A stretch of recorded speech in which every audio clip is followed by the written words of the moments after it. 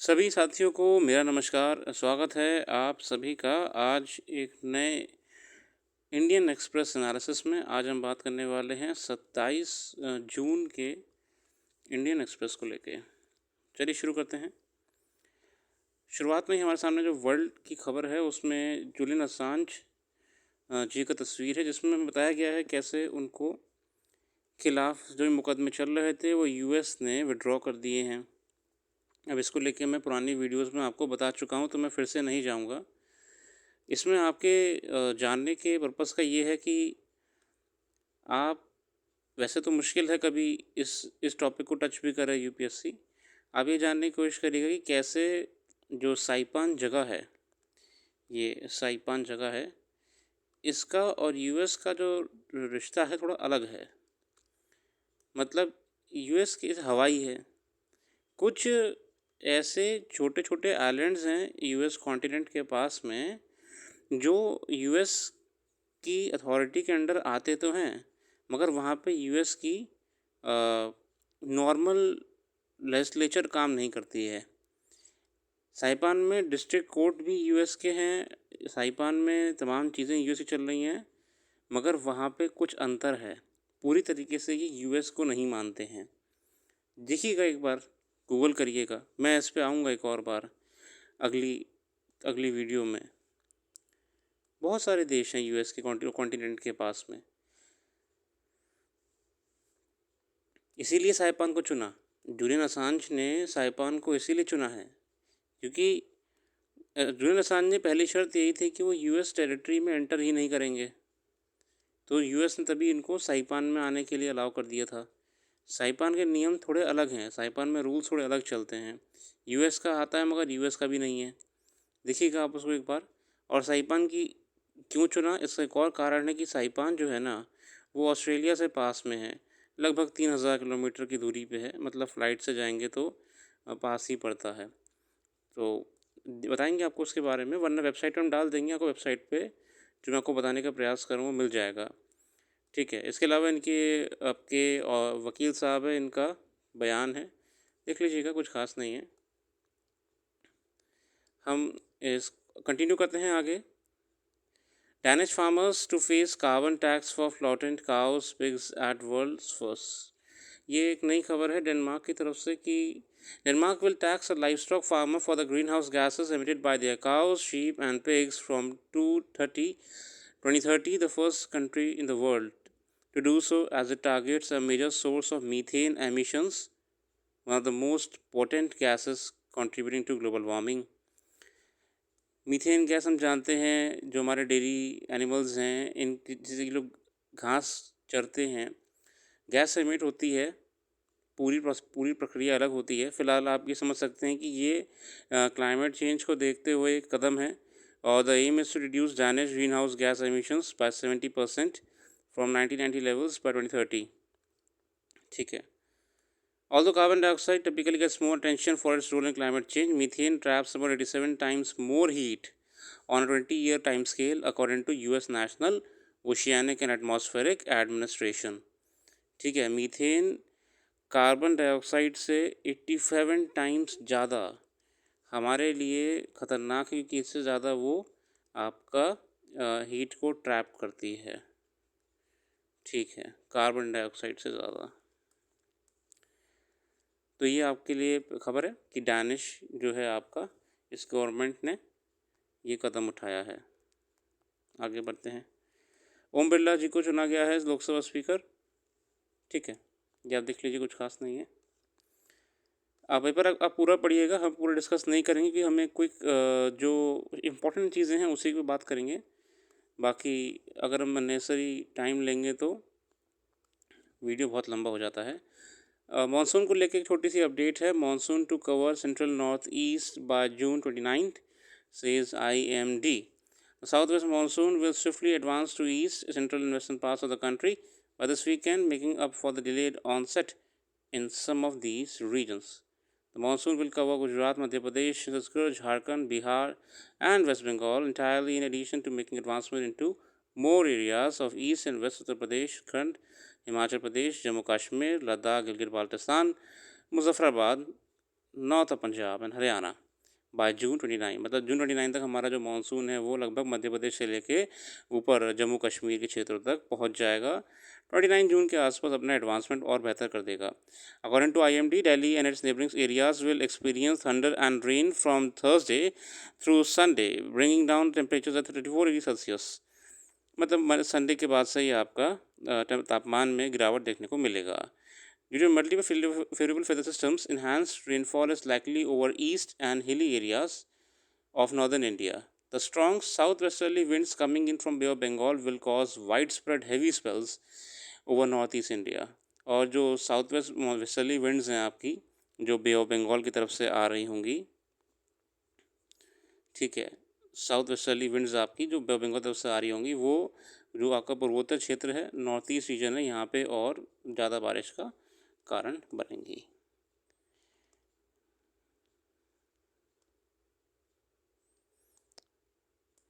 Explain पे आए तो बात हो रही है लीडर ऑफ अपोजिशन को लेके। Leader of opposition in Lok Sabha, the opposition role and responsibilities.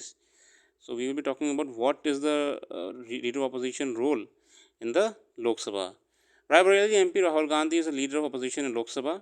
इनको चुना गया है। Opposition that lay vacant for 10 years because no party has the numbers equalling a tenth of the strength of the house। ठीक है, 10th of strength of number of the house। The Congress, the largest opposition party, won 44 and 52 seats in the 543 member house after the elections of 2014 and 2019। 2014, Mallikarjun Kharge, who is now Congress president and the leader of opposition in Rajya Sabha, was recognized leader of Congress party in Lok Sabha। खड़गे जी को चुना गया था इससे पहले राज्यसभा में। ठीक है, आगे आते हैं। Who can serve as the LOP। अच्छा, लीडर ऑपोजिशन मतलब कौन बनेगा। The position of leader of opposition was officially described in the salary and allowances of leaders of opposition in Parliament Act 1977। जो एक एक्ट है आपका salary and allowances of leaders of opposition, उसमें define करा हुआ है। The act describe LOA as a member of council of states or the House of People as the case may be, who is for time being the leader of the house of the party in opposition। मतलब ये बताएगी जो opposition party को lead करेगा। To the government having the greatest number numerical strength and recognized as such by the chairman of the council of states और the speaker of house, और उन्हें speaker of house या फिर chairman of council of states में recognise कर लेंगे। In article written by the Indian Express in 2017, former Lok Sabha secretary general PDT Acharya said the law is clear that speaker is required to recognize the leader of the numerically largest party in opposition। तो आपके जो Lok Sabha secretary साहब पहले रहे हैं, उन्होंने Indian express में article में बताया हुआ था कि असल में जो स्पीकर साहब हैं वो बताएंगे कि कौन सी लीडर ऑपोजिशन बनेंगे, न्यूमेरिकली किसकी ज़्यादा स्ट्रेंथ है ऑपोजिशन में।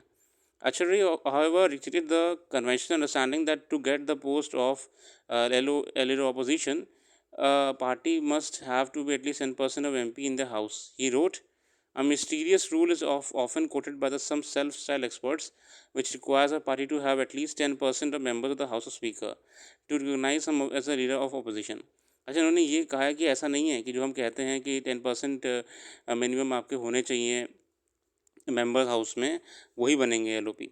जबकि इन्होंने ये कहा है कि there is no such rule. Yes, there is the direction in 121 is issued by the speaker for recognising any party और group for the purpose of providing certain facilities in the house.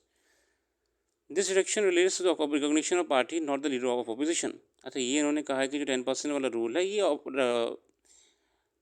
Party की recognition के लिए है, ठीक है, ना कि leader की रिकॉग्निशन के लिए है। आगे आते हैं। What position does the leader of opposition have in the house. अच्छा, उनका पद क्या है, किस पद पे वो मतलब क्या रहने वाले हैं। The leader of opposition sits in front of row to the left of the chair and enjoys certain privileges on ceremonial occasions like escorting the speaker elect to rostrum। Leader opposition is also entitled to a seat in the front row, मतलब वो हमेशा आगे बैठेंगे, लगभग left side में रहेंगे जो हमारे अध्यक्ष जी के निकट।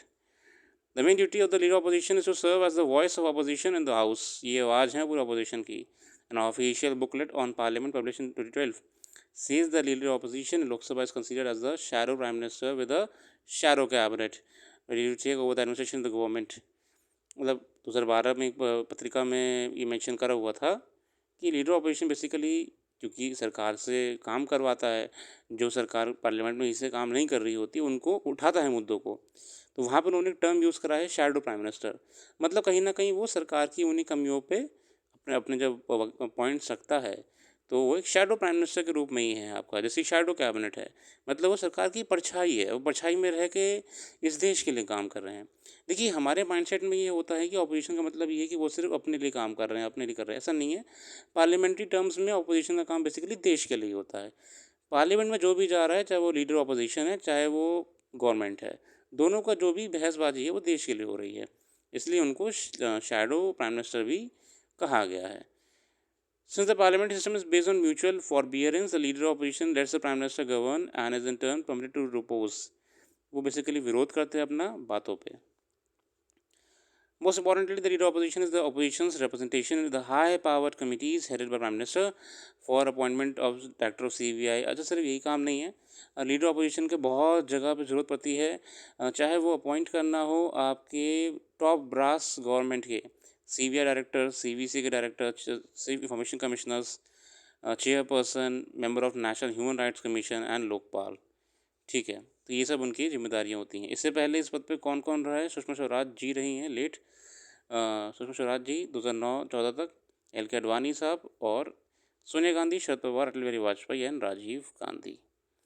तो ये है लीडर ऑफ अपोजिशन में जो बात कही गई है, इसमें आप कुछ पॉइंट्स याद रखिएगा कि इनका रोल क्या होता है, ये इनका बेसिकली कैसे चुना जाता है, और दूसरी बात ये क्या काम करते हैं।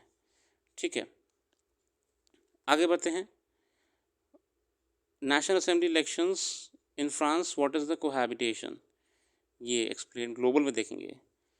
After 2 rounds of polling on June 30 and July 7, France will elect a new National Assembly for the first time in 22 years. There is a real possibility that President and the Prime Minister, leader of National Assembly, will not be from the same party.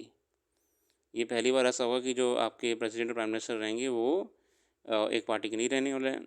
This phenomenon is called cohabitation and has only occurred thrice ever since France transition into Fifth Republic।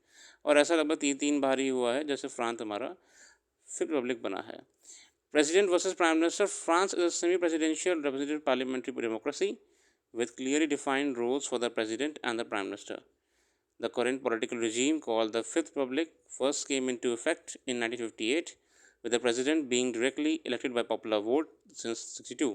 The President, elected for a term of 5 years, serves as the head of the state and commander of the armed forces. She enjoys regulatory powers, exercising control of all decisions on matters of foreign policy and defense. Until 2000, the president enjoyed 7-year terms, which was then reduced to 5-year terms. मतलब 2000 तक क्या था, सन 2000 तक जो हमारे president थे France में, उनको 7-year टर्म मिलता था, 7 साल का कार्यकाल, मगर अब जो है सन 2000 के बाद से इन्हें 5 साल पे रिड्यूस कर दिया, 5 years ओनली। ठीक है। The Prime Minister is the leader of the largest party coalition in National Assembly. The parliament which she leads is responsible for all domestic policy decisions. The Prime Minister herself cannot be dismissed by the President, but her resignation can be requested. The President can be impeached by the Parliament for willfully violating the Constitution. ठीक है ना, तो ये बताया गया कैसे president और prime minister का रोल रहेगा। प्रेसिडेंट प्राइम मिनिस्टर को नहीं हटा सकते हैं, बल्कि प्राइम मिनिस्टर चाहें तो अपना रेजिग्नेशन प्रेसिडेंट को दे सकते हैं ज़रूरत पड़ने पे, अगर वो मांग लें। प्रेसिडेंट का इम्पीचमेंट हो सकता है, हाँ हो सकता है, यहाँ हम फ्रांस की बात कर रहे हैं। This requires a 2/3 majority in both the houses of French parliament as well as joint session of both houses। और सेम है, joint session करके ही आप प्रेसिडेंट को उठा सकते हैं अपने फ्रांस में। कोहैबिटेशन क्या होता है? अच्छा, वैसे अगर देखें डिक्शनरी के हिसाब से तो कोहैबिटेशन का मतलब ये होता है साथ में रहना दो अलग यूनिट्स का। This system can lead to situations where the French legislature is dominated by a coalition party opposing the president। मतलब या तो coalition या party जो oppose कर रही है। In such instances, the president is obliged to appoint a leader from the opposing party as a prime minister who enjoys the support of a parliamentary majority। मतलब president एक party के बन गए हैं, प्राइम मिनिस्टर दूसरी party के बन गए हैं। Cohabitation is a very rare in France and has historically been marred with controversy। There have only been 3 such instances। ऐसे 3 बार ही हुआ है कि ये कोलेशन कोहैबिटेशन में रहे हो सरकार। प्रेसिडेंट फ्रैंकोइस मैट्रान सोशलिस्ट पार्टी के थे और जैक्विस शिराक और वगैरह वगैरह। Each of this period marked by administrative log jam. और मतलब ये बताया कि जब जब ऐसा हुआ है तो कहीं ना कहीं एडमिनिस्ट्रेशन रिफॉर्म में भी समस्या रही है। बढ़िया है। इसी बहाने हमको जानने को मिले कि और देशों में भी पॉलिटिकल सिस्टम कैसे वर्क करता है। अगला आर्टिकल है वाई सीबीआई अरेस्टेड केजरीवाल। इसमें मैं ज़्यादा नहीं जाऊँगा, कुछ खास मुझे लगा नहीं। अब सीबीआई का जिक्र हो ही रहा है तो आप इसमें बहुत से बात ये कर लीजिएगा कि आप सीबीआई और ईडी की पावर्स के बारे में जो टॉपिक इसमें आप देख सकते हो। देखिए, सारे हर चीज़ को आप नहीं पढ़ सकते। आप ये सोचो कि हर चीज़ जो आपके सामने आ रही है आप उसे पढ़ना शुरू करते हैं। आपने भी एग्जामिनेशन में देख लिया है कि ज़रूरी नहीं है कि सब चीज़ करना। अल्टीमेटली बस एक ओवरव्यू रखिए। आप देखिएगा पीएमएलए के बारे में कि prevention of money laundering act क्या है, बस इसके सेक्शन समझ जाइएगा। आपको वकील नहीं बनना है, ठीक है, बस ऊपर से एक अध्ययन कर लीजिए। आप सीबीआई की पावर्स के बारे में जानिए, आप ईडी की पावर्स के बारे में जानिए, बस काफ़ी है। बाकी हर हर एडिटोरियल में आपको जाने की ज़रूरत नहीं है, ठीक है। और सारे एडिटोरियल ज़रूरी भी नहीं होते हैं। कुछ एडिटोरियल आपको सिर्फ इंडिकेट करने के लिए काफ़ी होते हैं कि आपको क्या करना है क्या नहीं करना है। ये हमने लगातार एग्जाम्स में देख लिया है, चाहे वो मेंस हो या प्रीलिम्स हो। We have to have a limited content and a quality one. अगला आर्टिकल है safe drinking not a morality.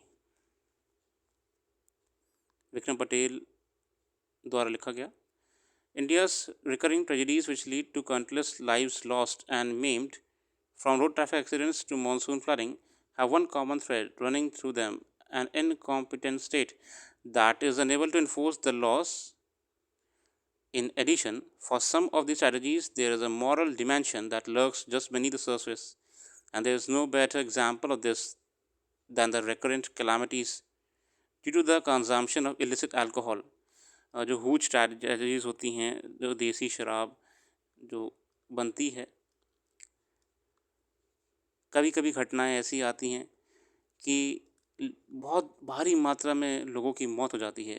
जैसे हाल ही में कलाकुरुचि में हुआ था तमिलनाडु में, ठीक है। तो लेखक ने, जो हमारे ऑथर साहब हैं, उन्होंने शुरुआत में कितना बढ़िया शुरुआत करी है। उन्होंने बताया कि रोड ट्रैफिक एक्सीडेंट से लेकर नेचुरल क्लामिटीज़ से लेके इवन हुज ट्रेजेडीज़ से भी बहुत ज़्यादा जान माल का नुकसान होता है। हाल ही में कलाकुरुचि जगह है तमिलनाडु में, वहाँ पे शराब की वजह से बहुत लोग की मौत हुई थी। मेथनॉल पॉइजनिंग को यहाँ पर ज़िम्मेदार ठहराया गया है। मेथनॉल पॉइजनिंग क्या है, ये मैंने आपको हमारी वेबसाइट पर एक ब्लॉग भी लिखा था, आप उसे पढ़ लीजिएगा। मेथनॉल पॉइजनिंग के बारे में आप और बेहतर जान पाएंगे, ठीक है। This combination of contradictory positions is the result of multi-hued history of alcohol consumption in India. References to alcohol use can be found in Vedic texts. There was a widespread alcohol use even during the Mughal period, despite Quranic prohibition. The arrival of British radically altered the dynamics of this laissez-faire situation as they strove to restrict the culturally sanctioned patterns of drinking, such as in the community celebrations. देखिए, मुग़ल काल में भी कुरान, जो इसमें बताया गया कि कैसे कुरानिक प्रोहिबिशन की होने के बाद भी, कुरान ने मना था, फिर भी मुग़ल कालीन में बहुत ज़्यादा शराब चलती थी। ब्रिटिशर्स ने आकर थोड़ा तंत्र को बदल दिया था अपना, ठीक है ना। The colonial narrative was that such practices were primitive. They introduce the गिन टॉनिक एंड विस्की सोडा। अब ब्रिटिशर्स आ गए तो उन्होंने थोड़ा और बढ़िया वाली इंट्रोड्यूस करा दी, ठीक है ना, जो कि डिस्टिल्ड और अच्छी क्वालिटीज़ से बनाई जाती थी, ठीक है ना, जिसे अपर क्लास के लोग पीते थे। दस was born the uniquely Indian moniker of the Indian made foreign liquor, which became a symbol of colonization designed to deplete Indians of their moral fiber. Abstinence and prohibition became a clarion call for a movement that blended seamlessly with the independence movement. The first hints of prohibition were evident even before 1947. But it was only when our constitution was ratified that India became the only secular and democratic country which required the state to implement prohibition of intoxicating substances, lumping alcohol with other drugs. Bharat ही था पहला ऐसा देश जिसमें इसके बंदी को लेके कानून लाए गए थे, शराब को बंद करने को लेके, इंटॉक्सिकेटिंग सब्सटेंसेस को बैन करने को लेके। As with all exaggerations of moral purity, such values were heavily gendered, with women being tarnished as being loose if they drank alcohol. But gin tonics and whiskey soda had already become an integral part of social worlds of too many of India's elite and governing classes. मगर जो हमारी whisky वगैरह थी, soda वगैरह, ये लगभग हमारे समाज में पूरी तरीके से आ ही चुका था. The actual realization of the lofty ideals of abstinence was left to the individual states, of which only a handful, notably Gujarat, the birthplace of Mahatma Gandhi, imposed prohibition. मगर देखा जाए तो ओवरऑल सिर्फ गुजरात और कुछ ही ऐसे राज्य थे जिन्होंने शराब को लेके बैन करा है. Moreover, as Bihar's experiment with prohibition of demonstrated alcohol became a potent electoral issue due to the pervasive experience of domestic violence flirt by alcohol. अच्छा, बिहार में तो बहुत बुरी हालत हो रही थी एक समय पे. एक तो डोमेस्टिक वायलेंस से केस बहुत बढ़ गए थे, सोशल सोशल इनसिक्योरिटी फैल गई थी. फिर बिहार में हुई ट्रेजेडीज भी बहुत हो रही थी, लोगों की मौत हो रही थी कच्ची शराब पीने से, जो गलत तरीके से बनाई जा रही थी, पॉइजनिंग जिसमें हो रही थी.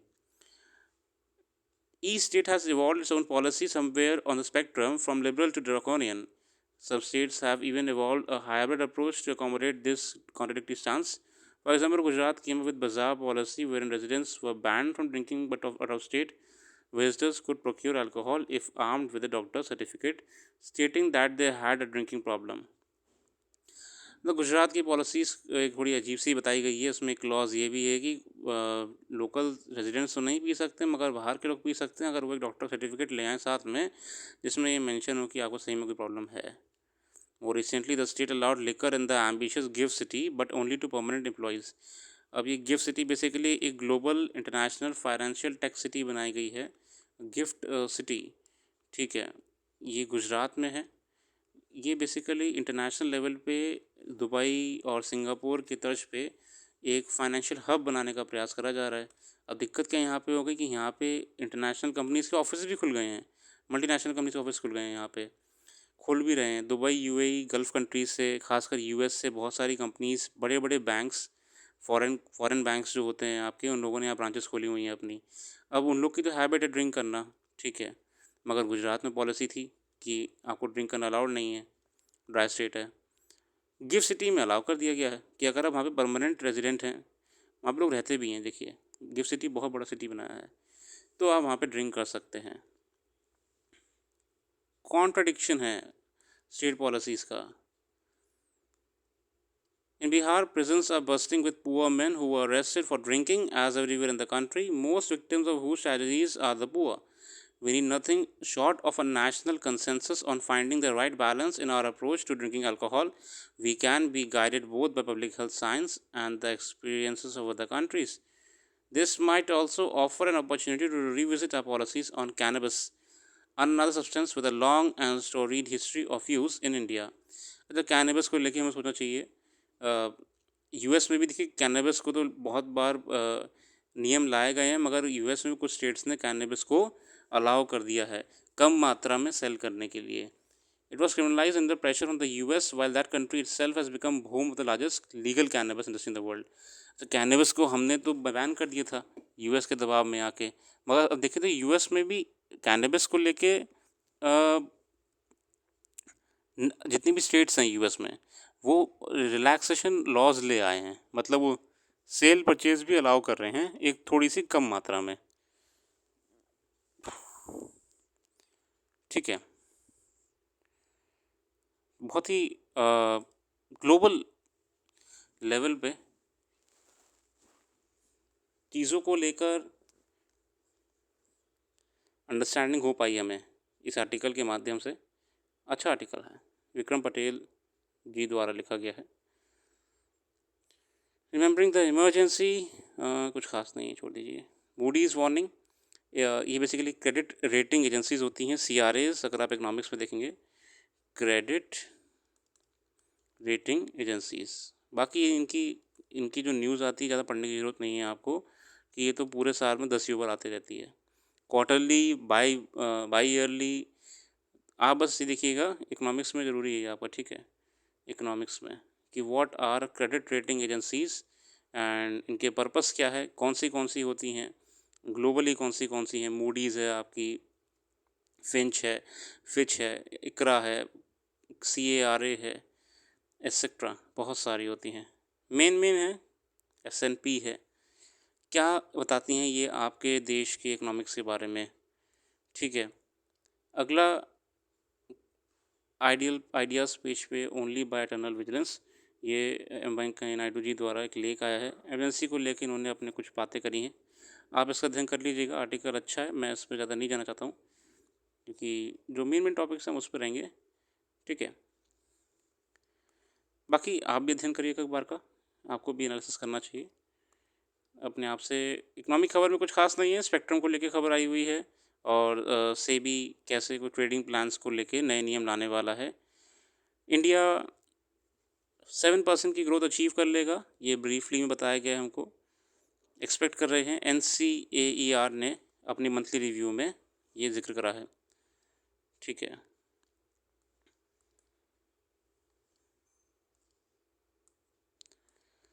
बाकी स्पोर्ट्स है और आज के लिए हम इतने रखेंगे। अगर आपको ये एनालिसिस पसंद आया तो आप हमें कमेंट सेक्शन में बताइएगा और कोई भी कमी आपको लगी तो प्लीज़ शेयर करिएगा।